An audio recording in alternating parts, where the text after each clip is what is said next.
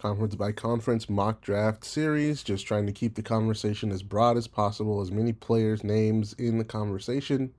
As you go through the process, eventually things will get winnowed down, but right now is just keep as many players in the discussion as possible. So, going to go conference by conference, and then I'll probably lump the independents, G5, and any sub FBS players all together in one group. So, right now we're looking at the ACC 101. Wide receiver Antonio Williams from Clemson. Williams is a crafty player with the ability to be an inside-outside ball winner. Primarily plays out of the slot, so he may need some development to play outside in the NFL. But he has good release, good yak, breaks tackles, and he's tough. So Antonio Williams, 101. 102, wide receiver Chris Bell from Louisville. A lot of people would have him probably 101 in the ACC. These guys, I think, probably 1A, 1B. Talented two-level players, got juice, turns slants and crossers into touchdowns. Great runaway route player. He's big, plays with speed and power. Not a whole lot not to like there with Chris Bell.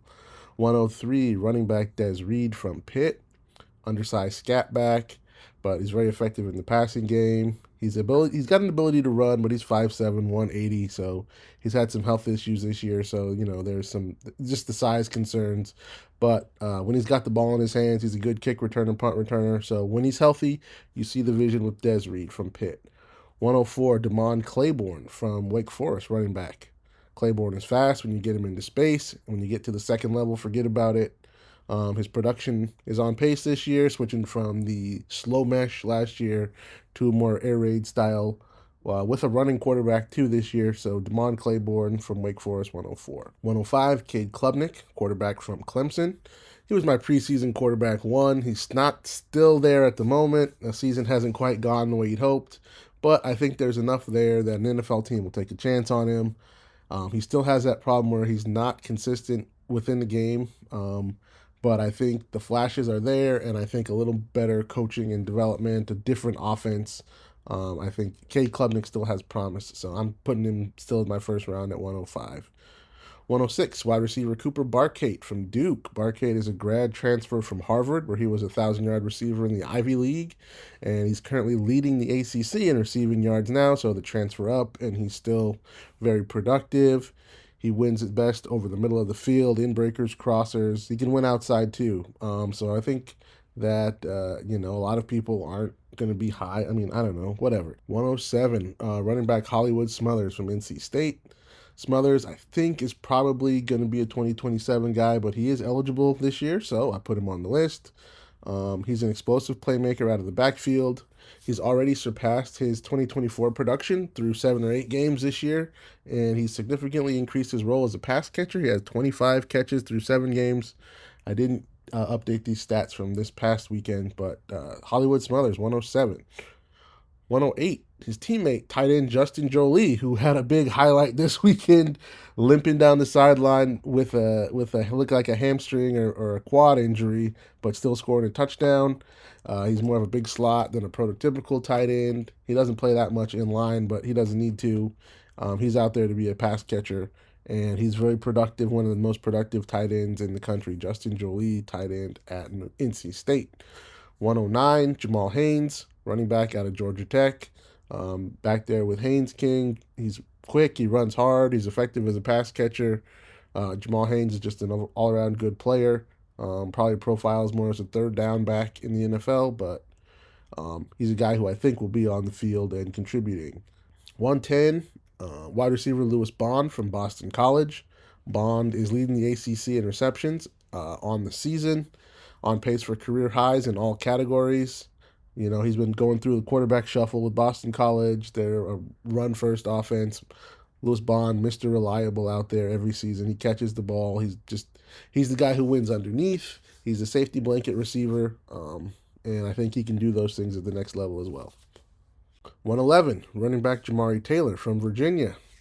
Taylor is a grad transfer from the FCS level at NC Central. Taylor's been a key cog in Virginia's surprising 7-1 start. He's over 500 rushing yards, over 20 receptions at this point in the season. Jamari Taylor's just been a revelation this year for the Cavaliers. That team is off to a hot start, and he's been a big part of it. Jamari Taylor at 111. And then rounding out the first round is going to be quarterback Carson Beck from Miami. I know nobody wants to love Carson Beck, but he's got arm talent. There's enough there, I think, to work with. And I think it's hard to just say that he's not going to get a shot in the NFL. Don't know what it's going to look like. But if he can land on a good team in a good situation, if they can keep him clean, Carson Beck has the ability to produce. So that's the first round. Recap the first round. We got Antonio Williams, Chris Bell, Des Reid, Damon Claiborne, Cade Klubnik, Cooper Barkate, Hollywood Smothers, Justin Joly, Jamal Haynes, Lewis Bond, Jamari Taylor, Carson Beck. I'll just run through the names for the second round just for the sake of time. 201, Romello Brinson, wide receiver from SMU. 202, wide receiver CJ Williams from Stanford. 203, quarterback Darian Mensah from Duke. 204, quarterback Haynes King from Georgia Tech. Maybe quarterback slash athlete. Don't know if he'll be playing quarterback at the next level, but I think he's got enough there that a team will be interested in seeing what they can do with him. 205, wide receiver Deuce Robinson from Florida State. I hope he goes back to college, but he is eligible. 206, running back Adam Randall from Clemson. 207, tight end Sam Roush from Stanford.